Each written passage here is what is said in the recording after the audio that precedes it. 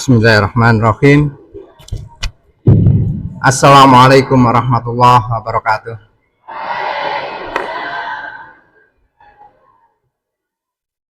Alhamdulillah alladzi arsala rasulahu bil huda wa dinil haq liyudhhirahu 'ala dini kullihi walau karihal musyrikun. Asyhadu an la ilaha illallah wa asyhadu anna Muhammadar Rasulullah. La haula wala quwwata illa billah. Allahumma ilman nafi'ah wa rizqan thayyibah. Amma ba'd. Alhamdulillah siang hari ini saya bisa bertemu dengan teman-teman ya. Saya sampaikan teman-teman saja. Saya ingin mengingat masa kecil saya. Ya seperti ini ya.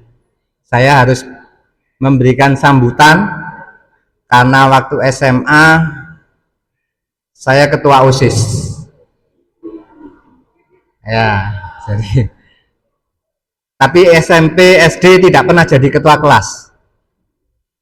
Nah, SMA baru jadi ketua OSIS waktu apa istilahnya ya, kampanye. Waktu kampanye salah satu yang nekat adalah seperti disampaikan oleh Ustadz Ainur tadi. Kalau saya jadi ketua OSIS, maka teman-teman kalau ketemu saya, apalagi di kantor OSIS atau di koperasi OSIS dan kantin, tidak boleh pakai bahasa Jawa dan bahasa Indonesia, tapi pakai bahasa Inggris.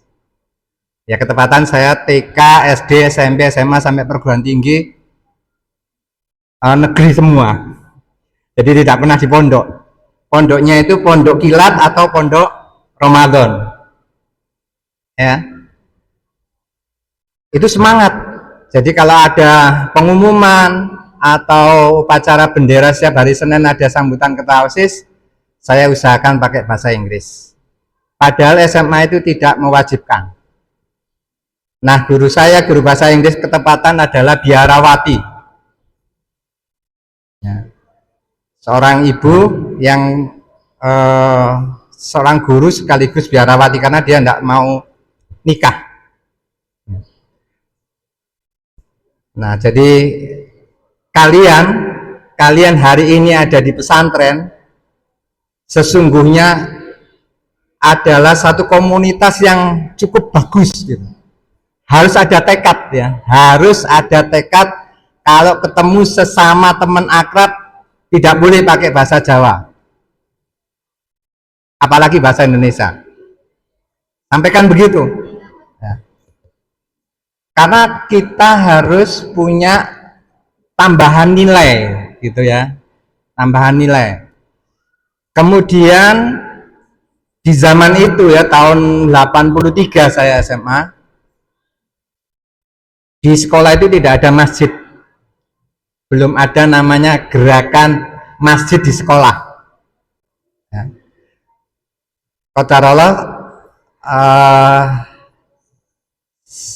saya dan teman-teman memulai mewajibkan sholat duhur dan ada sholat Jumat di sekolah negeri SMA 1 Pasuruan. Di mana? Di lapangan basket. Seperti itu ya, ditentang oleh sekolah, enggak mau saya pokoknya, karena kelas 1 masuknya siang sampai maghrib, kelas 2 dan kelas 3 dari jam 7 sampai jam 12. Titik temunya adalah sholat duhur dan sholat asar itu di lapangan basket. Dan alhamdulillah sekarang sudah punya masjid sendiri, disisihkan satu ruangan. Nah, jadi teman-teman yang dari sini sekarang saya tanya, apakah kalian nanti setelah dari pesantren lulus SMP atau SMA, siapa yang mau jadi dai? Siapa yang mau jadi dai? 1, Masya Allah. 2, 3, putri 3. Oh, itu nambah putranya. Iya. tancapkan pada diri kalian bahwa saya hadir di masyarakat sebagai dai. Ya. Sampaikan sebagai dai. Ya. Tidak usah ragu. Saya seorang dai, saya seorang duat, saya seorang daiyah. Tugas pertamanya apa? Balighul anni walau ayat, dan kebenaran. Dan kebenaran itu yang harus disampaikan. Kebenaran. Nah, pada hari ini kita akan melihat di mana kebenaran itu sudah banyak dikelabui. Hari ini anak-anak muda yang sudah pada masa nikah seringkali ngomong, saya mau nikah tapi five child. Saya mau nikah tapi tidak mau punya keturunan. Ya. Ini adalah salah satu turunan dari geopolitik global. Jadi geopolitik itu yang diserang utamanya adalah kawasan-kawasan SDA, sumber daya alam, yang dimiliki oleh sebuah negara, termasuk di Indonesia. Dan turunannya adalah nanti ke dalam gerakan geopolitik ekonomi dan sosial. Nah,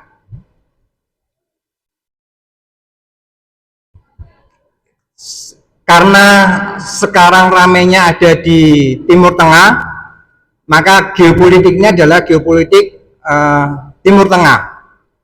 Apa sesungguhnya yang diinginkan oleh hegemoni Barat, ya, yang dipimpin oleh Amerika, itu tiada lain, termasuk NATO, ya, itu hegemoni Barat yang dipimpin Amerika, ingin mendapatkan pasokan sumber alam, minyak dan gas, ya. Minyak dan gas. Jadi kawasan Timur Tengah itu yang batasannya seperti ini, ya, Asia Barat, dekat Afrika Utara, ya, sampai ke Eropa Tenggara, itu kalau dikumpulkan sumber daya alam minyaknya saja, ya, minyaknya saja, itu hampir 65% pemasok minyak di dunia. Ya. Di situ ada Arab Saudi, Uni Emirat Arab, Jordania, ya, Kuwait, Irak, Iran, yang di kawasan itu, Mesir. Kalau saja geopolitik Timur Tengah itu dipegang oleh Timur Tengah, ya, sekalipun ada namanya OPEC, Organisasi Perdagangan Minyak, tapi pemimpin organisasi kepemilikan minyak itu, termasuk di Indonesia masuk di OPEC itu yang mengendalikan Amerika. OPEC itu muncul itu setelah ada tindakan Raja Faisal tahun 73. Ya. Jadi Amerika itu pernah perang yang mengancam Saudi. Kemudian Raja Faisal menyatakan tutup semua sumber minyak, tidak mau ekspor ke Amerika. Itu Amerika sudah kelimpungan, sehingga minyak Indonesia itu juga ikut terjual dengan harga yang mahal, Nah, jadi apa yang dilakukan juga saat ini, geopolitik itu tidak hanya menyasar sumber daya alam, tetapi sumber daya manusia. Kenapa? dalam siklus populasi manusia, perkembangan generasi Islam hari ini itu mencapai 30% dari pertumbuhan populasi.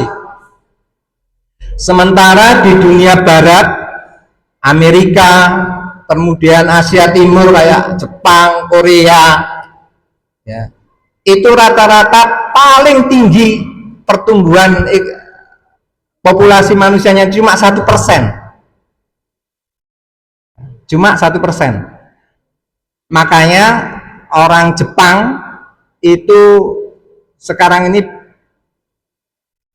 kepinginnya itu tidak hanya Jepang sebetulnya, Korea juga begitu ya. Ini teman-teman yang biasa Korea-Koreaan itu ya, itu senang dengan menikahi orang Islam. Kenapa? Selain ada keunggulan ideologisnya atau agamanya kuat ya, terus mau punya anak banyak ya. Iya, di Indonesia itu kan juga begitu ya.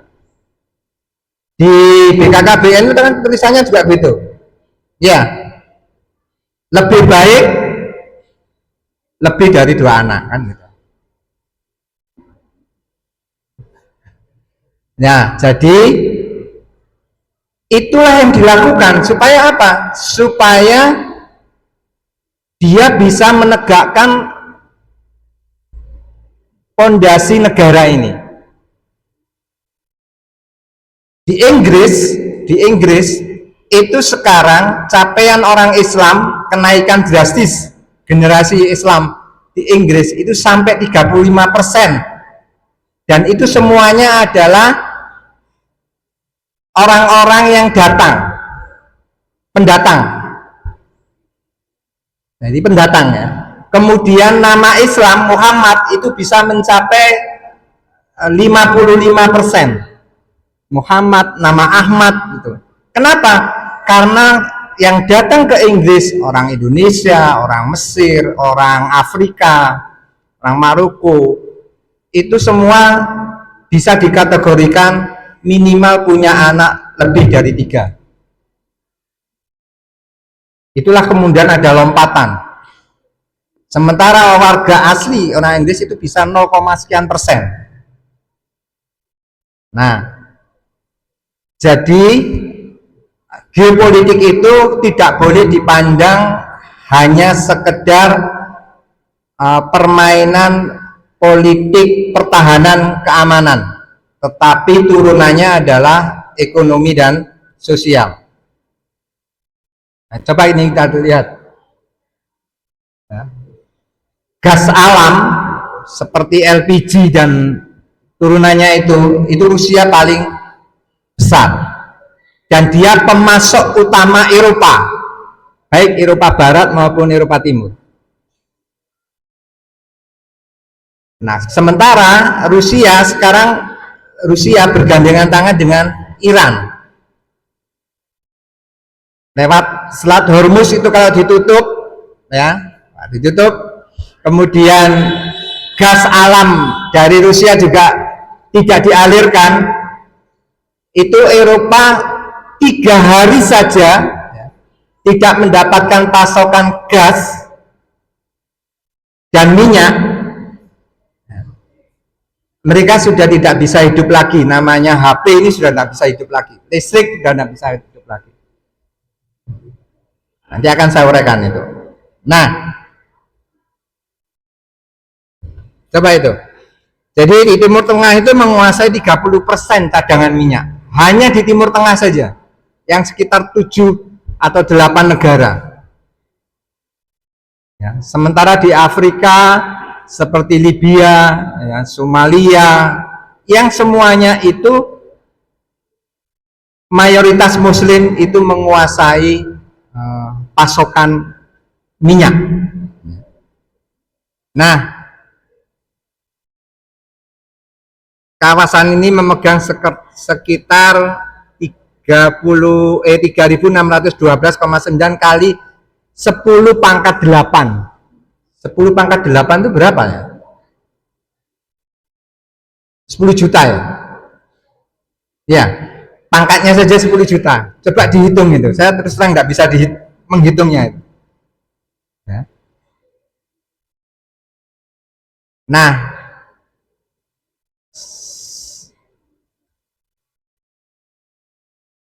gas alam itu Qatar itu menguasai 8.908 TF gas, bukan transfer gas ya, itu totality review gas. Nah, kita lihat sekarang antara Hormuz dan Selat Malaka. Ada yang dari Aceh nggak sini? Atau Medan? Ada? Iya enggak.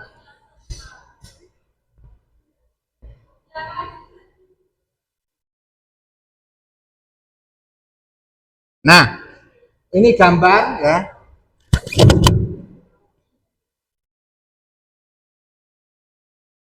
Kita punya namanya Selat Malaka. Itu dari Aceh, dari Pulau Sabang, sampai ke Batam. Itu panjangnya sekitar 900 km. Sedangkan Hormuz dari sini, ya, dari Jordan itu sampai ke Mesir itu hanya 120 km. Kapal yang masuk, ya, kapal yang masuk berupa tanker minyak, ya. Satu harinya itu 120 tanker di Hormuz. Sedangkan di Selat Malaka yang masuk ya, dari Aceh itu mau keluar menuju nanti Pulau Natuna, kemudian ke Cina, lanjut sampai ke Australia dan sebagainya. Itu perharinya 200 kapal tanker. Ini pelajaran geografi. Ya. Itu tanker ya, tanker minyak saja, belum kapal peti kemas yang berupa barang. Sayangnya, kalau Selat Hormuz kuncinya, yang pemegang kunci buka tutup selat itu adalah Iran. Kalau di Selat Malaka, kira-kira negara mana? Di Selat Malaka itu ada Indonesia, ada Thailand, ada Malaysia, kemudian ada Singapura. Oke, teman-teman awal betul. Singapura, ya, betul Singapura. Nah, Singapura itu negara yang luasnya lebih besar dari Kabupaten Sidoarjo, hanya selisih 4 km persegi. Jadi 76,53 km persegi itu Singapura. Sidoarjo itu cukup 73,2 sekian kilometer persegi. Tetapi ya, menguasai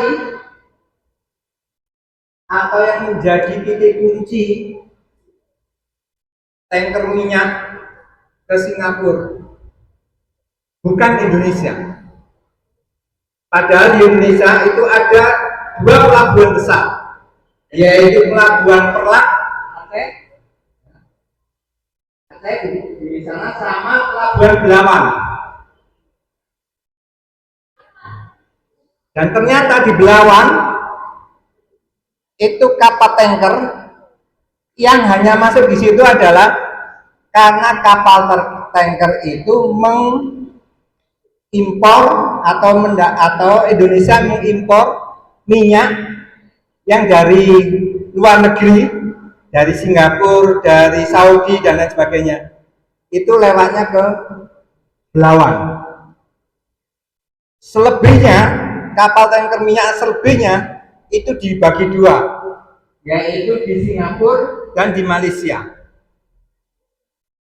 Singapura itu setiap harinya tanker minyak bisa sampai 40 kapal tanker. Nah pertanyaannya, Indonesia itu kan pengekspor minyak kan? Anda yang kenal Indonesia pengekspor minyak? Ya, betul. Tapi ekspor minyaknya adalah ekspor minyak mentah, bukan yang sudah jadi premium, aftur, kemudian solar, tidak. Terus dapatnya dari mana? Jadi kebanyakan Indonesia ekspor minyaknya itu juga ke Singapura. Kemudian Indonesia beli minyak konsumsi seperti Pertalite, Pertamax itu dari Singapura. Ada yang dari Saudi. Karena di Indonesia itu tidak ada namanya pabrik pengolahan minyak dari minyak mentah menjadi minyak konsumsi. Padahal harganya jauh lebih mahal harga minyak konsumsi yang sudah jadi minyak daripada minyak tanah. Nah, itu perbedaannya kalau dengan kawasan Timur Tengah. Karena kalau di kawasan Timur Tengah itu dia tidak hanya menjual minyak mentah, tapi juga sudah menjadi minyak konsumsi.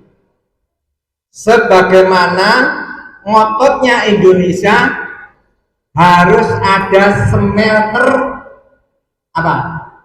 Smelter emas Freeport yang baru berjalan 3 tahun ini di Gresik. Sebelumnya Freeport yang mendapatkan lisensi 3 kali 30 tahun itu terus saja diambil berupa biji emasnya langsung dibawa ke Amerika, Baru 3 tahun berjalan smelter di Gresik, smelter emas. Nah, kita bisa bayangkan itu baru minyak. Padahal sumber daya alam kita itu luar biasa. Alhamdulillah saya ini kan dulu bercita-cita ingin jadi duta besar. Jadi setelah SMA inginnya masuk ke perguruan tinggi jurusan hubungan internasional. Tetapi Allah memberikan peluang lain. Tidak usah kamu jadi duta besar. Kemudian jadilah dai antar kota, antar pedalaman. Jadi saya mendapatkan tugas pertama itu dari ada mantan Perdana Menteri Indonesia Pak Muhammad Natsir, itu memberikan tugas untuk ke daerah Peniwen Malang sebelum penugasan Ustadz Andri Kurniawan lewat Ustadz Misbah adalah ketua MUI. Waktu itu baru lulus SMA ke sana. Akhirnya berlanjut bisa ke Timur Timur, bisa ke Sangita Laut. Sangita Laut itu adalah pulau terluar di daerah Sulawesi Utara yang sudah berbatasan dengan Filipina, kayak Surabaya dengan Kamal, sudah dekat sekali. Laksana kemudian ke NTT dan berbagai wilayah yang lain, baik di perkotaan maupun di pedalaman. Nah, ketika saya bisa meniti jalan itu, betapa besarnya potensi Indonesia itu sumber alamnya, luar biasa. Itu adalah nanti pemegang hak pewaris negeri ini adalah kalian di masa depan itu, bukan saya lagi. Nah, kalian harus punya tugas esensi dai itu sebagai penggerak, ya, penggerak masyarakat dalam bidang apapun, entah itu ekonomi, entah itu kedokteran gitu, harus berani menjadi dai penggerak di daerah-daerah asing, karena di daerah-daerah asing itu pertumbuhan ekonomi baik alam, pertanian, peternakan luar biasa banyaknya ya. Jadi kalau saya pernah jalan-jalan di antara kepulauan Maluku itu kalau pakai speedboat, ikan itu kadang lompat sendiri sampai ke speedboat,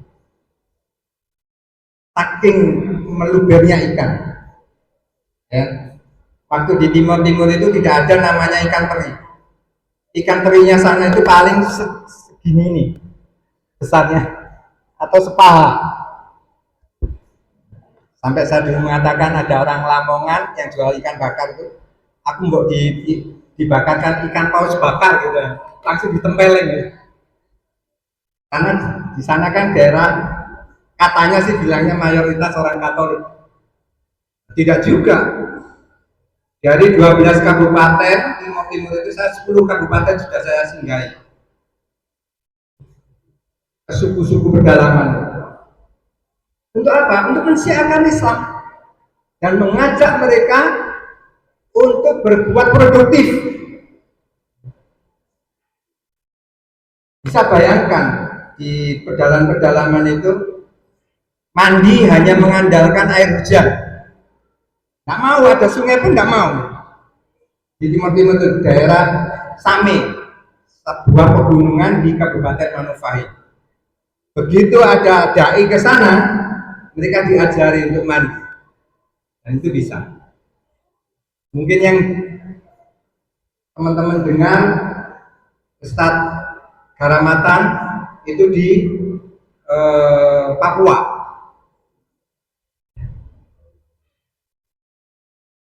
Di Papua itu juga sangat luar biasa, sangat luar biasa kondisi alamnya. Tidak ada buah kecil-kecil itu, tidak ada.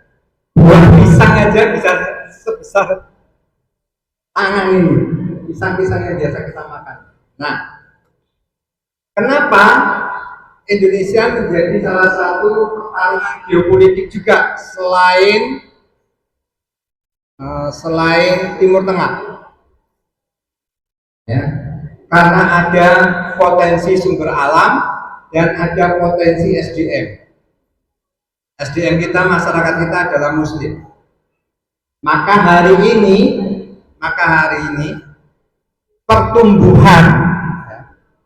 pertumbuhan geopolitik yang bersifat ideologis banyak di kalangan mahasiswa, anak-anak lulusan SMA maupun dari perguruan tinggi yang kemudian tidak pernah aktif di kegiatan dakwah.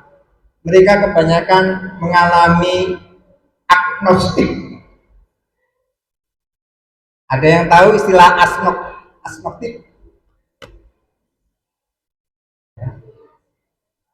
Dia mengenal Tuhan, dia percaya Tuhan, tapi dia tidak mau menjalankan aktivitas syariah agama.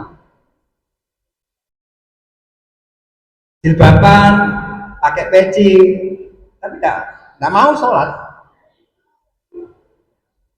Kalau ditanya, kan Allah itu maha penyayang, Allah maha kasih dan sayang. Saya sibuk dengan kegiatan mahasiswa. Pertanyaan saya, sesibuk apa? Gitu kan? Saya juga pernah mengalami jadi mahasiswa. Sesibuk apa?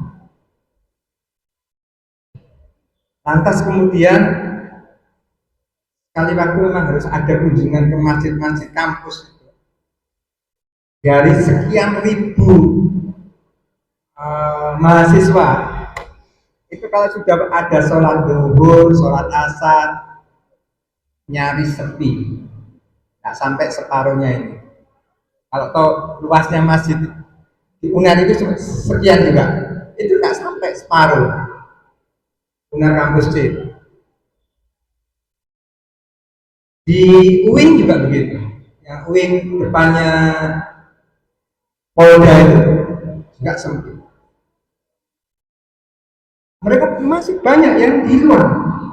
Itu juga tugas bagian kalian. Nanti kelak kalian harus menjadi dai penggerak kampus di mana saja. Nah, ini tadi saya sampaikan perbandingan yang ada di mana di Indonesia dan Timur Tengah. Nah, adapun pangkalan militer Amerika itu ada di 7, 1, 2, 3, 4, 5, 6, 7, 8 negara. Kuwait ada pangkalan militer, di Saudi ada. Pertanyaannya, apakah di negara-negara Islam seperti Saudi itu tidak ada tentara? Ada. Kenapa harus ada pangkalan militer orang asing di situ? Ya,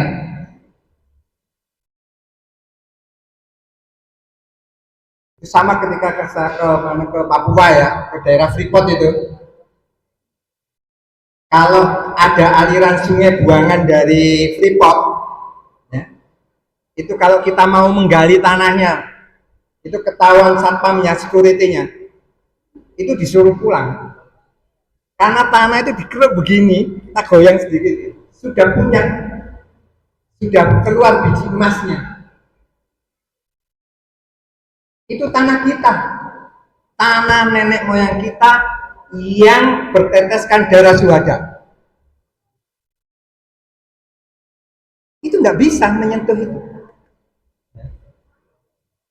Jadi kalau ada perusahaan-perusahaan besar asing di negeri ini pun itu terjaga dengan tindakan represif. Tidak bisa seenak gue. Nah, ini juga begitu. Jadi ada minyak, perusahaan minyak terbesar di Saudi namanya Aramco, Amerika Arab Saudi Corporation, yang kemarin sempat kena bom karena itu penguasa tunggal minyak yang dikelola oleh Saudi dan Amerika, Aramco. Kalau di Indonesia ada Pertamina, ada Patra. Patra itu milik swasta, bukan miliknya pemerintah. Rizal Khalid yang sekarang masuk di dalam KPK dan anaknya. Itu penguasa tunggal minyak. Jadi kadang itu lucu juga, walaupun Rizal Khalid itu keturunan Arab gitu. Pemerintah itu kadang beli minyaknya itu ke Patra, tidak join negara antar negara, tapi negara dengan personal.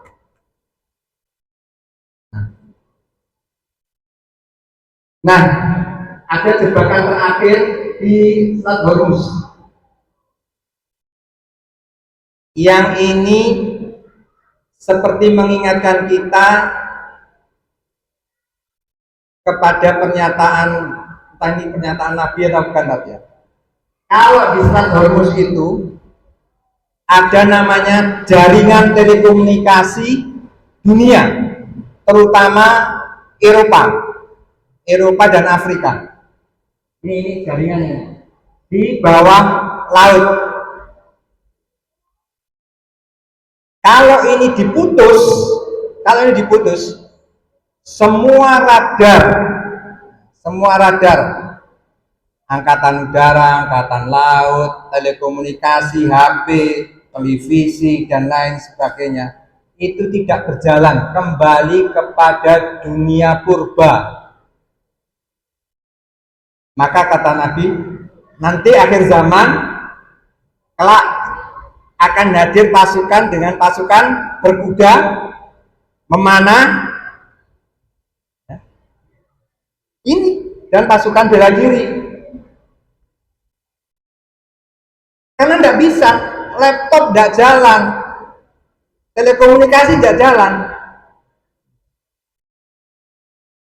Ini kan sudah mati.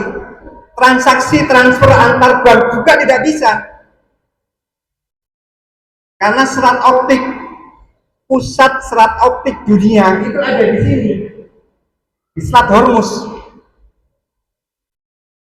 Ini yang sangat dikhawatirkan oleh semua pemilik modal dunia, sekelas Steve Jobs atau siapa saja yang punya perdagangan dunia. Ini yang paling dikhawatirkan. Jadi kita ini juga harus bersiap-siap. Mungkin juga Iran juga harus siap-siap. Kalau ini yang diambil keputusan terakhirnya, Iran juga tidak bisa meluncurkan rudal. Amerika juga tidak bisa membalas dengan balistiknya. Karena pusat saraf telekomunikasi itu sudah putus. Sudah putus.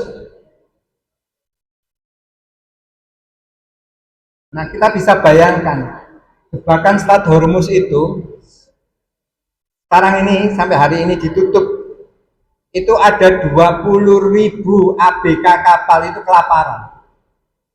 Hampir 3 bulan. Dia hanya mengandalkan apa? Mau nggak mau ya makan ikan di laut itu. Jaring dia nggak punya. Paling untuk ABK biasanya sambil membuang stres kan mancing gitu ya. Ya sudah itu. Survivalnya itu. Ya. Anda bisa bayangkan tuh 20.000 dari 120 kapal yang setiap hari lalu lalang. Kalau di Selat Malaka mungkin sampai 25.000 awak kapal, karena belum dihitung yang kapal peti kemas. Nah, jadi pelajaran yang kita ambil adalah kalian sekarang ini belajar harus menguasai gerakan geopolitik ini, baik sistem IT, sistem perdagangan, pengolahan sumber daya alam, itu harus dikuasai oleh kalian. Sekalipun hari ini tentara sosial itu yang harus kalian hadapi. Apa itu?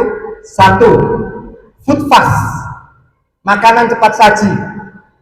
Itu adalah musuh kalian, supaya kalian tidak menarik mengelola sumber daya alam, bayam, kemudian kangkung, itu tidak diolah di dapur. Sehingga banyak di kalangan anak-anak kita, ya, pada bapak-bapak, itu tidak terampil di dapur. Padahal itu bagian penting. Baik laki-laki harus terampil, punya skill di dapur. Harus, karena itu ini nanti yang terkait dengan skill untuk bisa survive atau hidup. Yang kedua, yang sekarang ini ada mestinya menjadi musuh kalian adalah kimia food. Kimia food itu banyak sekali hari ini. Ya. Ada namanya kayak Floridina itu ya. Floridina saya juga anunya mereknya ya. Itu kan minuman rasa jeruk, tapi tidak asli jeruk.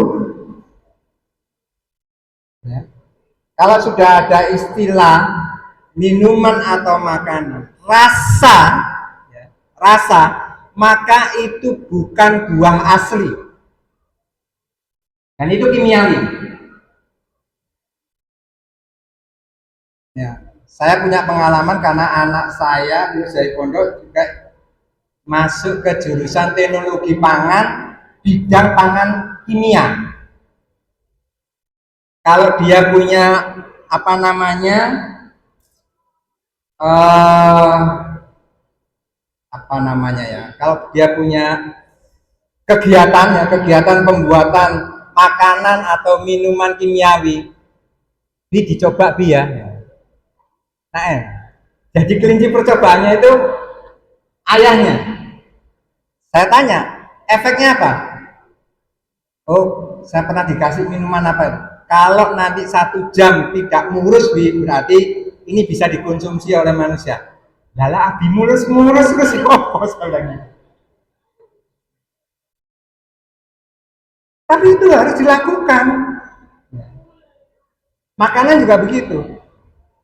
Jadi awal-awal dia di jurusan itu, ini nggak sehat, ini nggak sehat, semua dianggap nggak sehat. Aduh nah, gitu. Kayak abi nyekolahkan kamu salah jurusan ya. Alhamdulillah. Jadi sekarang dia jadi pedagang lumpur. Bukan lumpur lagi, gitu. Makanan lumpur itu sama tahu isi di Malang. Tentang kamu nggak buat makanan kimia food, dia ketawa, enggak gitu. Karena dia jurusan itu dan dia tahu gitu. Sampai saya ditanya, Abi pernah minum minuman Fanta, Sprite, itu sering nggak?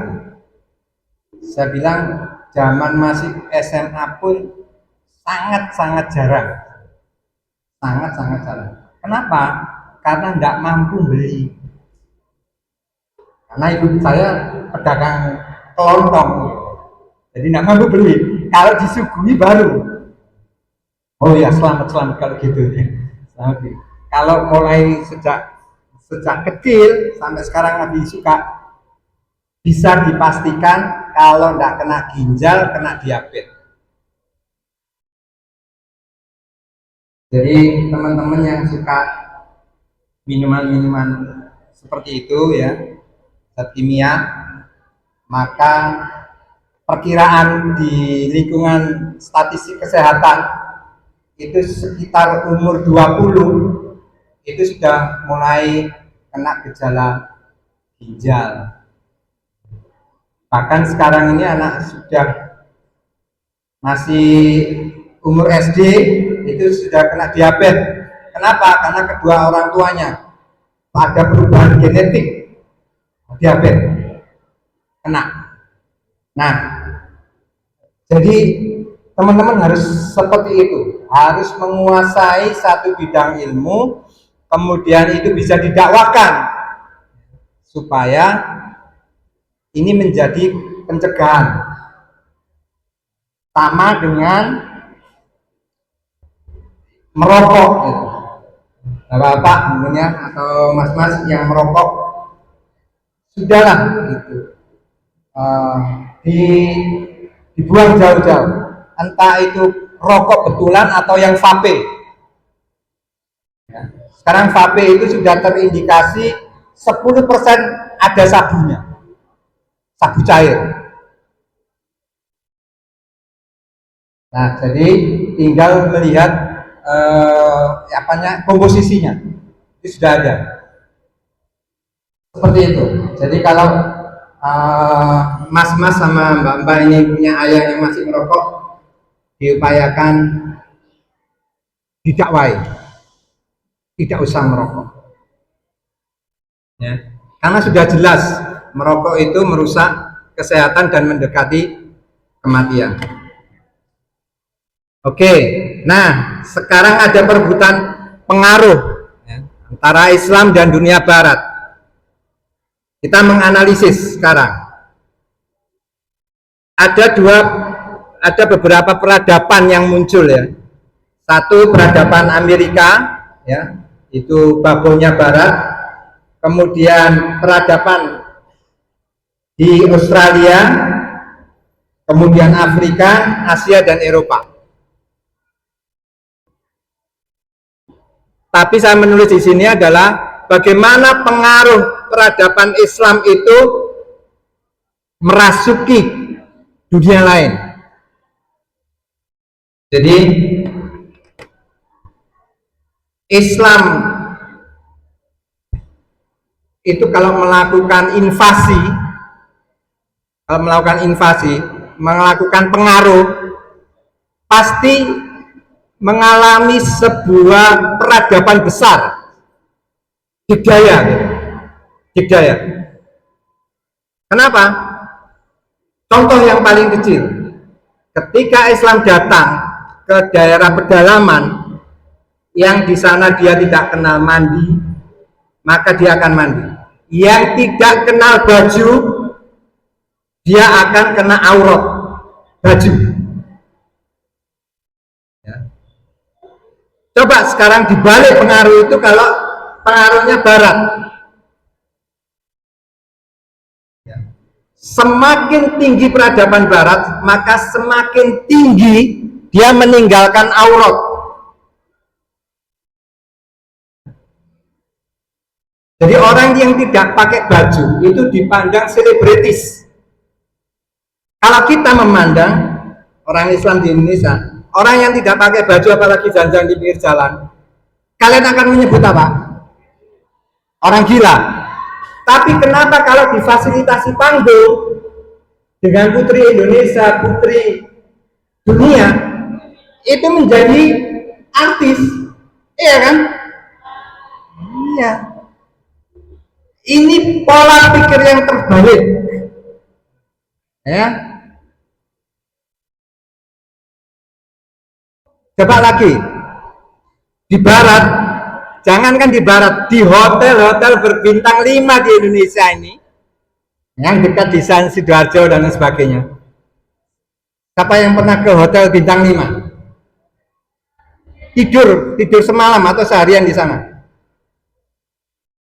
Nggak ada yang ngaku ya, berarti belum pernah ke yang sana. Coba kalau setelah BAB, kalau yang bintang 5, apalagi yang bintang 5 plus, di kamar mandi itu kira-kira ada cebok nggak? Nggak ada. Harus pakai apa kalau mau habis BAB? Pakai tisu, betul.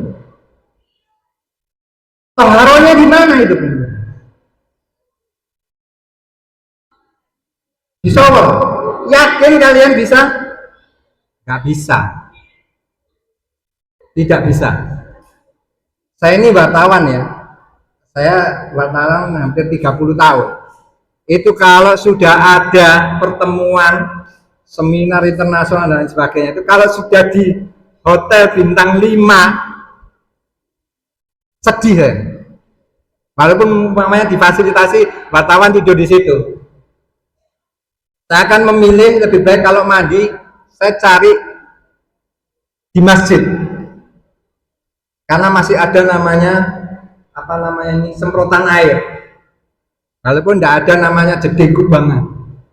Tapi masih bisa. Tapi kalau sudah di kamarnya, itu susah sekali. Apalagi yang sudah yang sudah sangat canggih itu. Kadang saya juga nggak tahu bagaimana mencet supaya air itu mancur itu. Ya kan, ya ketawa-ketawa, berarti pernah itu. Kadang digini-ginikan kok nggak kena, terus apa ini? Karena remote kontrolnya itu beda-beda gitu. Ada yang pakai tangan gitu ya. Baru keluar airnya. Nah kalau kita mengajak nenek kita ke sana, itu nyaris dia tidak bisa hidup nyaman. Di Islam itu begitu. Ya.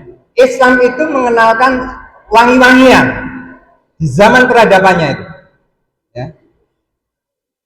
Sekarang yang mengambil lisensi minyak wangi itu negara mana? Ada yang tahu?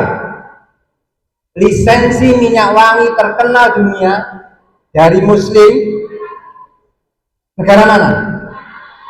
Bukan. Prancis.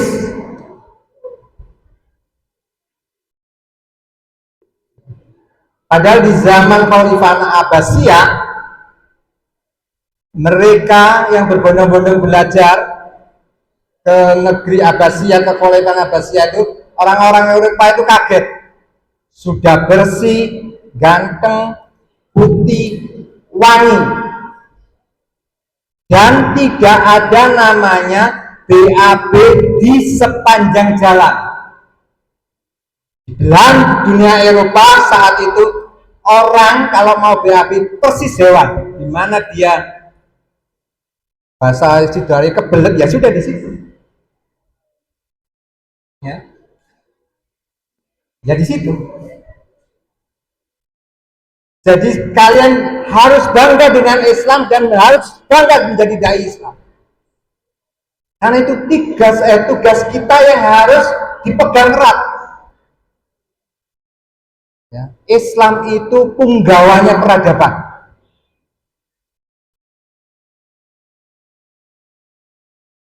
Hal ini bisa dilihat. Kalau menyembelih orang Islam itu sangat hewani, sangat manusiawi. Kalau orang-orang yang belum disentuh dengan Islam, sebagaimana orang kalau mau mematikan hewan untuk dikonsumsi, babi mamanya, itu biasanya dari anusnya, langsung. Ada yang pernah ke pasar hewan di daerah Sulawesi, Tomohon? Ada orang Sulawesi enggak? Atau pernah lihat di YouTube pasar hewan Tomohon? Itu mulai binatang yang kecil, binatang besar, buas, jinak dijual di sana. Saya pernah ke sana. Itu kalau mau mengkonsumsi, saya mau beli anaknya anjing, mamanya. Itu langsung aja cemplungkan gitu. Mau yang basah, model kering atau model asap, tanpa disembelih. Dan habis dari situ enggak kolu warna. Saya yakin gitu. Jadi sekali-sekali kalau mau ada wisata edukasi halal haram, belajar ke pasar Tomohon. Seperti itu. Dan itu di daerah-daerah pedalaman yang belum tersentuh Islam juga ngeri kalau mau makan makanan konsumsi hewani. Kecuali kalau kita sudah tahu cara secara Islam menyembelihnya. Nah, jadi seperti itu. Sekarang peradaban Barat, Australia, Amerika, Eropa itu mulai diranah dengan peradaban Islam. Ya. Jadi kalau ada teman-teman kita yang sekolah di luar negeri yang tidak terbius dengan peradaban Barat, sekularisasi dan nafitisasi, maka dia melakukan gerakan Islam, maka di situ akan muncul satu peradaban yang bisa menyadarkan masyarakat asli negeri itu. Nah, kalau di Asia pengaruhnya hari ini itu ada di India. India itu sekalipun ada muslimnya yang masih tertindas, tetapi kalau ke luar negeri dia bisa ekspansi peradaban Islam. Syiar Islamnya muncul. Orang-orang Pakistan, orang-orang Afghanistan, Tiongkok dari suku Hui dan Hui, HWE, Hui, itu mereka masih melakukan syiar Islam itu dengan baik. Ya. Nah, adapun di Eropa sekarang mulai muncul lagi gerakan pemunculan sejarah peradaban Andalusia. Di mana Andalusia? Jangan tahu? Andalusia? Spanyol. Spanyol. Kalau Rusia itu yang dikenal dengan Negeri apa? Yang menggerakkan gerakan dakwah. Tempatnya Imam Bukhari. Lahir di Imam Bukhari Bukhara, kotanya. Negerinya. Ah, negerinya adalah Uzbekistan. Uzbekistan itu negeri yang 70%-nya adalah pemasok minyak di Rusia. Ya. Uzbekistan, Tajikistan, Tartistan, gitu. Sampai nanti berbatasan dengan Afghanistan. Nah, itu sekarang yang menggerakkan itu. Selain Bosnia Herzegovina, ya, Bosnia, itu mereka menggerakkan itu. Termasuk Putin. Putin itu dari Uzbekistan. Jadi pengaruh Islamnya itu masih cukup kuat, walaupun dia bukan seorang Muslim. Nah, sekarang substansi peradaban Islam di dunia itu apa? Substansinya adalah ada di gerakan intelektual hari ini. Ya, di tahun 2000-an itu ada namanya lembaga Triple IT, International Intellectual Islamic Technology.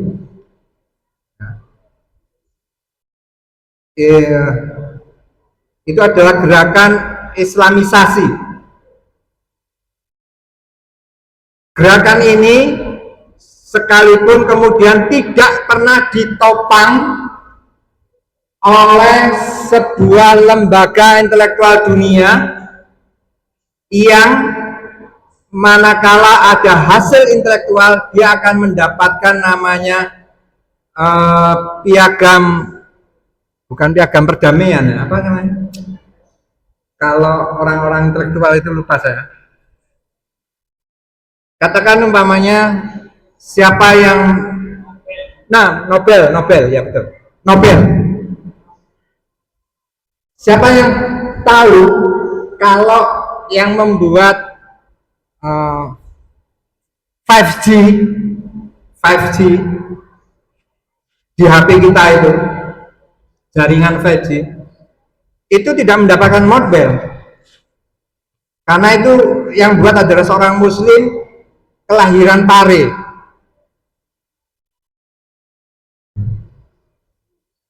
Dan 5G ini juga menjadi lompatan komunikasi sampai di ruang angkasa. Tidak pernah mendapatkan Nobel.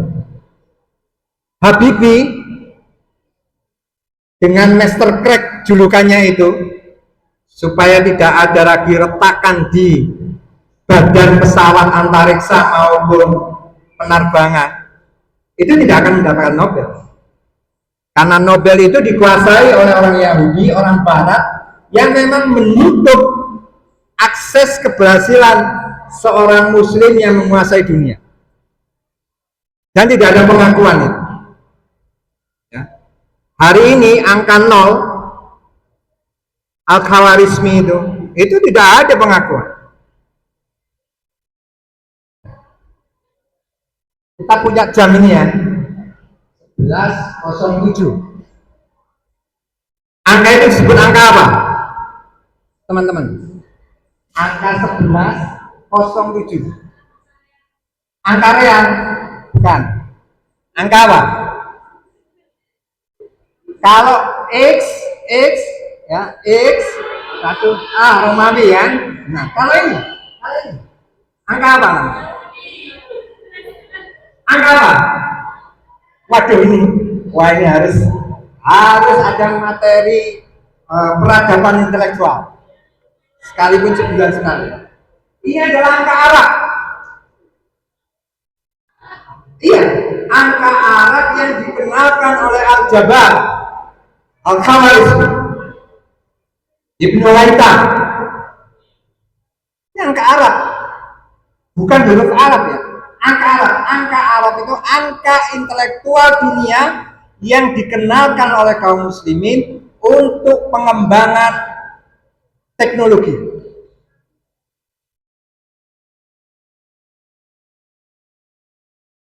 Jadi kalian harus bangga dengan ini. Dan angka 0 itu didapat dari mana, adik-adik, teman-teman? Angka 0 itu didapat dari mana? Angka 0. Kalau di Romawi nggak ada 0. Di Babilonia tidak ada angka 0. Angka 0 hanya ada di Islam. Dari mana? Dari, mungkin Bapak Ibu bisa bantu saya, angka 0 ini datangnya dari mana? Dari hitungan apa? Iya, betul, aljabar. Tapi dari mana asal muasalnya? Dari waris. Hitungan waris itu tidak boleh tersisa, harus 0. Desimal 0,25 atau 1/4 itu datangnya dari waris. Paroid. Jadi kalian kalau mendapatkan ilmu faraid, kalian harus dapat 100. Karena itu dasar ilmu hitung kali ini sampai hari ini. Jadi kalian harus bangga sebagai seorang muslim dan bangga sebagai dai. Dari awal saya nyatakan kalian harus bangga dan tanamkan pada diri kalian, saya harus seorang dai. Karena itu harus dikuasai dan itu harus disampaikan kepada masyarakat kita yang lalai akan peradaban Islam. Ya. Nah, yang kedua selain intelektual adalah arsitektur. Ya. Arsitektur. Anda jangan lihat gedung-gedung yang formatnya lama-lama. Bendungan, sekalipun kaum muslimin itu berawal dari dunia gurun, tapi yang mengawali pembuatan bendungan itu adalah dari peradaban Islam. Ya. Kalau kebudayaan lebih banyak di bidang makanan, fashion, ya, itu dari Islam. Ya. Sampai hari ini pun kenapa babi itu haram, itu sampai hari ini masih diteliti oleh kalangan intelektual biologi. Tapi Islam bisa menyatakan haram ya haram. Pasti di ranah lab akan ketemu. Kemudian politik dan ekonomi. Jadi teman-teman, sampai di sini tentu yang harus kita hindari adalah rusaknya peradaban Islam itu karena ada beberapa hal. Satu, sekularisasi dan peradaban tanpa Tuhan. Tapi tadi saya sampaikan, seperti cebong tanpa air tapi pakai tisu. Ya.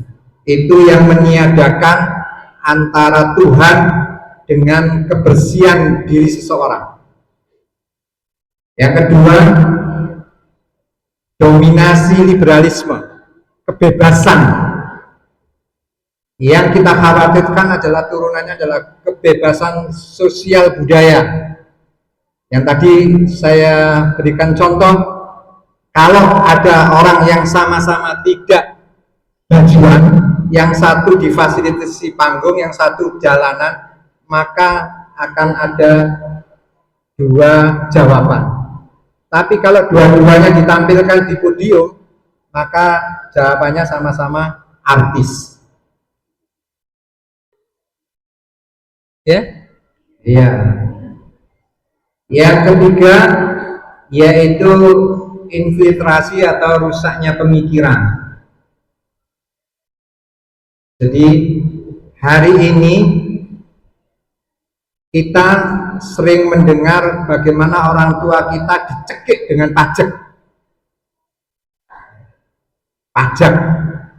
tapi belum ada rasa tumbuh di kalangan kaum muslimin hari ini tentang zakat dan wakaf, terutama adalah wakaf produktif untuk pendidikan.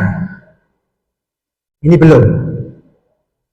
Padahal dunia pengetahuan, dunia peradaban intelektual Islam itu semua ditopang oleh wakaf. Kalau kita ke Al-Azhar hari ini, kakak-kakak kelas kalian ada di sana, itu semua ditopang oleh wakaf. Ya. Seperti itu. Nah, yang keempat adalah ancaman moral. Ya. Moral hari ini, sikap tindak tanduk sopan santun itu hari ini justru menjadi pelecehan buat kita semua. Jadi kalau ada orang duduk kemudian kita agak membungkuk bilang nyun sewu, itu kadang kita dilecehkan. Masih ada ya anak seperti ini ya. Padahal kita diajari tindak tanduk itu adalah di kitab Ta'lim Muta'alim.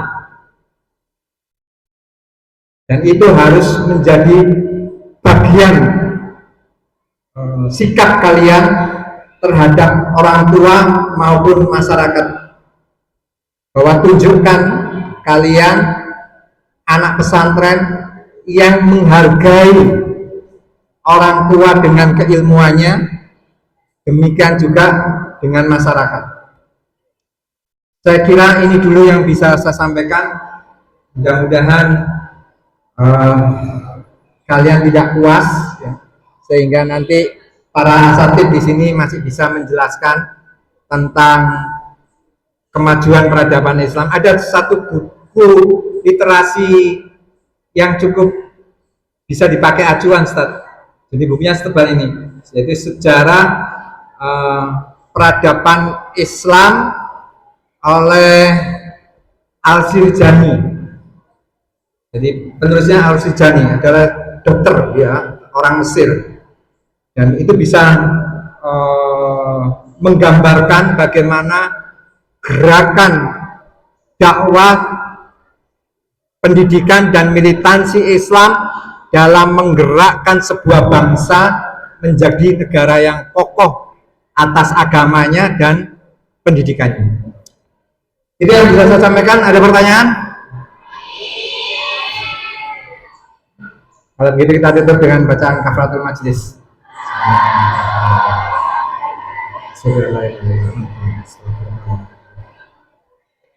Oh, ada pertanyaan ini, Masya Allah. Ya, enggak apa-apa, ini kan satu aja. Apakah kita boleh mendukung Iran yang berakidah Syiah? Mohon sedikit penjelasan tentang Syiah. Ranah mazhab, ranah pemikiran Syiah, saya tidak menguasai ya. Saya tidak menguasai. Tetapi Syiah masih ada yang mengatakan masih bagian dari Islam. Ada yang menyatakan begitu, ada pula yang sudah keluar dari Islam karena ada 12 ya, ada 12 imamiyah di Syiah itu. Nah, sekarang kita lihat Irannya atau kita melihat Indonesia. Kalau Indonesia itu tiba-tiba dibombardir oleh Amerika, apakah Indonesia ini negara Islam? Tidak dinyatakan secara formal oleh negara bahwa kita bukan negara Islam. Ya. Tetapi apakah kemudian negara lain itu boleh nggak pro dengan Indonesia? Boleh kan? Iran, Palestina itu kan dibombardir, tiba-tiba dibom rumah sakitnya, sekolah. Secara kemanusiaan kita akan membela mana?